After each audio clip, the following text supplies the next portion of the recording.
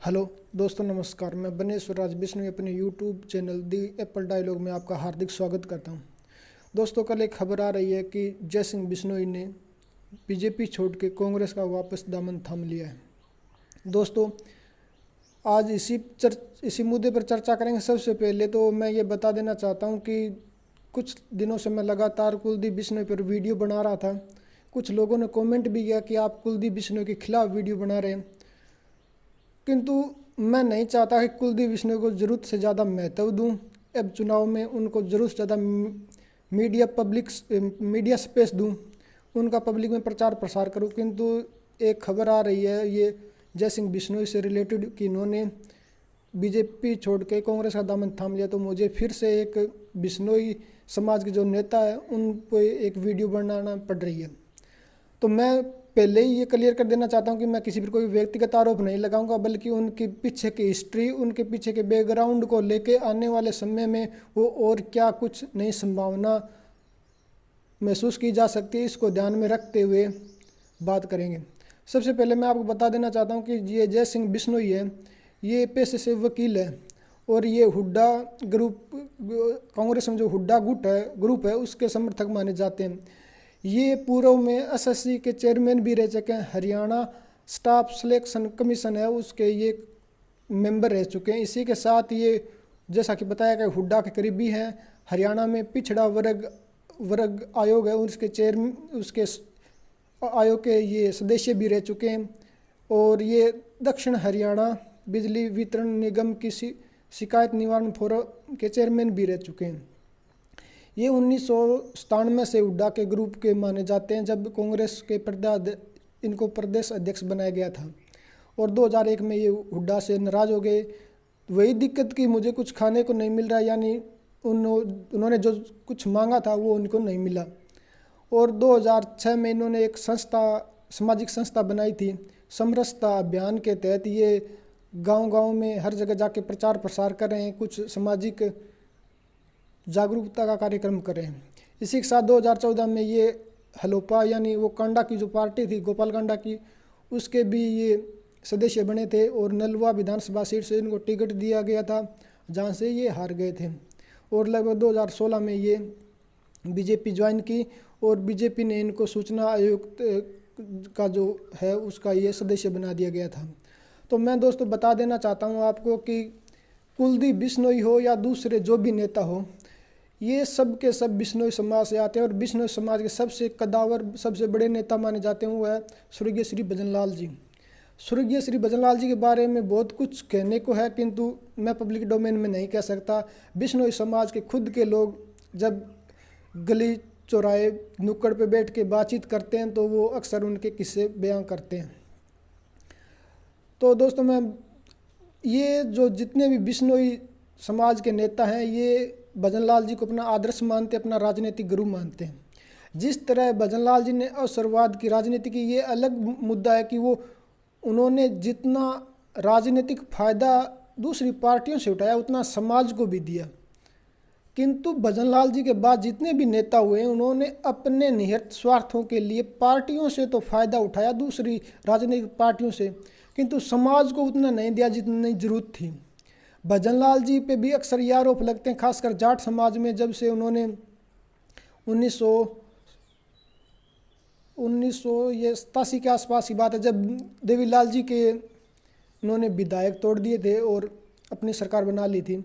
उसके बाद से बिश्नोई समाज के ये जो भजनलाल जी कदावर नेता थे, इनके खिलाफ जाट समाज में एक अलग तरह की मुहिम, एक अलग तरह की नफरत भरा माहौल पैदा किया गया था।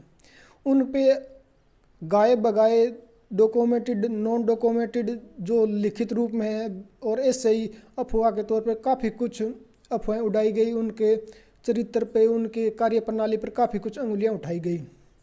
जो भी हो, राजनीति में सभी अपना स्वार्थ देखते हैं, ऐसा भजनलाल जी ने भी देखा।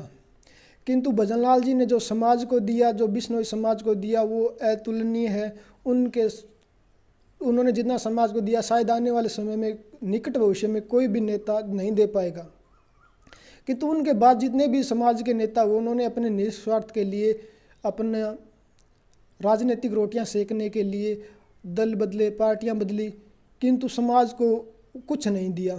यहाँ तक कि कुलदीप बिश्नोई के गढ़ कहे जाने वाले आदमपुर मंडी में लोग सरेआम मीडिया में कैमरे के सामने हर वर्ग उन पे अंगुली उठा रहा है कि यहाँ कोई विकास कार्य नहीं हुआ, वहाँ कुछ नहीं हुआ।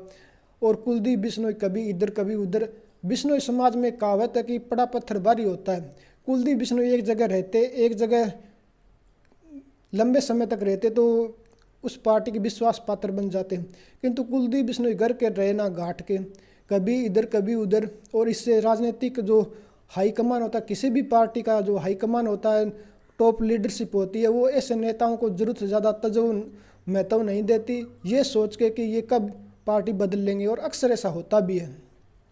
आने वाले समय में जब हरियाणा में अब आचार संहिता लग चुकी है, चुनाव की घोषणा हो चुकी है, आने वाले समय में टिकट बंटवारे के बाद बिश्नोई समाज के दो नेता श्री कुलदीप बिश्नोई और श्री दूडाराम बिश्नोई, जो फतेहाबाद विधानसभा से विधायक हैं, ये भी यदि इनको बीजेपी ने टिकट नहीं दिया तो निश्चित तौर पे ये बीजेपी छोड़ देंगे। ये मेरा पहले से आकलन है, अनुमान है। मैं किसी पे कटाक्ष नहीं करा, किसी पे व्यक्तिगत आरोप नहीं लगा रहा, क्योंकि कुलदीप बिश्नोई हो या दूडाराम जी, दोनों ही अवसरवाद की राजनीति करते हैं। जब कभी जहाँ कहीं भी मिलता है उसी की तरफ चले जाते हैं।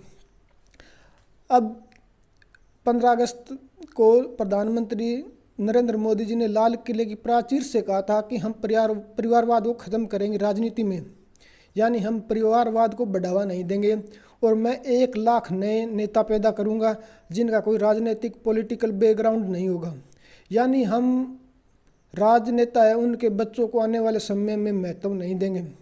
और कुलदीप बिश्नोई के बेटे यदि भव्य बिश्नोई को महत्व नहीं दिया गया, कुलदीप बिश्नोई 3 सीटें तो कन्फर्म है कि मांगेंगे ही मांगेंगे, अपने लिए, अपने बेटे के लिए और अपनी पत्नी के लिए। और बीजेपी यदि कहती है कि हम परिवारवाद को बढ़ावा नहीं देंगे तो कुलदीप बिश्नोई परिवार को सिर्फ 1 सीट मिलनी चाहिए, यानी एक परिवार है तो उसको 1 सीट मिलनी चाहिए। बाकी दूसरे जो नॉन पॉलिटिकल बैकग्राउंड से नेता आते हैं उनको महत्व दिया जाए। ऐसा होगा तो कुलदीप बिश्नोई कांग्रेस की तरफ वापस जाएंगे निश्चित तौर पे, और ये कांग्रेस की तरफ वापस जाएंगे। और जैसा कि प्रधानमंत्री सीधी स्पष्ट लाल किले से कह चुके हैं, तो इसमें हमें किसी तरह का संदेह नहीं रहना चाहिए, किसी तरह का डाउट नहीं रहना चाहिए कि परिवारवाद को बढ़ावा नहीं देगा।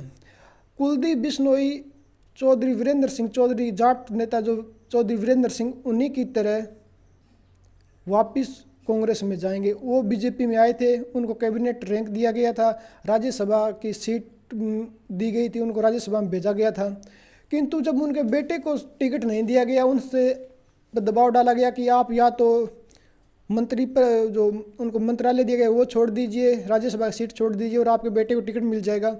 उन्होंने वैसा किया भी, बेटे को टिकट मिला, वो उनका बेटा जीत भी गया। किंतु जब अगली बार इलेक्शन आए तो उन्होंने बीजेपी से दूरी बना ली, बीजेपी को छोड़ के कांग्रेस में चले गए।